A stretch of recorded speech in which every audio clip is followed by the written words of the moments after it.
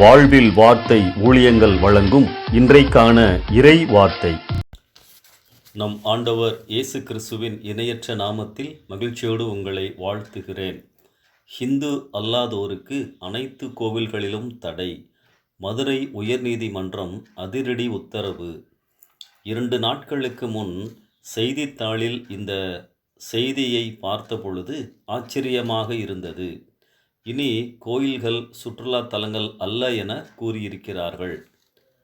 நாம் இந்த தீர்ப்பை விமர்சிக்கவில்லை. நீதிமன்ற தீர்ப்புகளை மதிக்க வேண்டும்.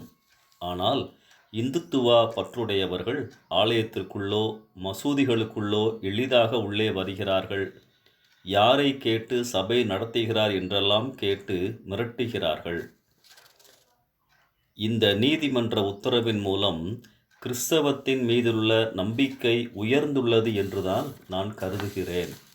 நம்முடைய ஆலயங்களுக்குள் யாராக இருந்தாலும், கடவுள் இல்லை என்று சொல்பவராக இருந்தாலும் உள்ளே வரலாம். தடைகள் கிடையாது. உள்ளே வந்து கடவுளின் வார்த்தைகளை கற்றுக்கொள்ள முடியும், ஜெபிக்க முடியும்.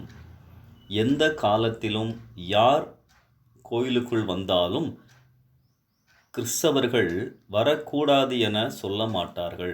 ஏனென்றால் இயேசுவே இப்படி கூறியிருக்கிறார், என்னிடத்தில் வருகிறவனை நான் புறம்பே தள்ளுவதில்லை. வருத்தப்பட்டு பாரம் சுமக்கிறவர்களே, நீங்கள் எல்லோரும் என்னிடத்தில் வாருங்கள், நான் உங்களுக்கு இளைப்பாறுதல் தருவேன். என்னுடைய வீடு எல்லா ஜனங்களுக்கும் ஜெப வீடு. எல்லா விதமான மக்களையும், அவர்களின் பின்னணி, மத நம்பிக்கை இவைகளை பாராமல் ஏற்றுக்கொள்வதுதான் கிறிஸ்தவம்.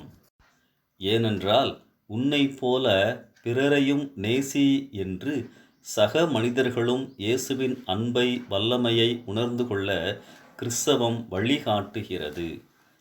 இயேசு கிறிஸ்து அனைவரையும் நேசித்து ஏற்றுக்கொள்வதைப் போல நாமும் அனைத்து தரப்பு மக்களையும் நேசிப்போம், ஏற்றுக்கொள்வோம்.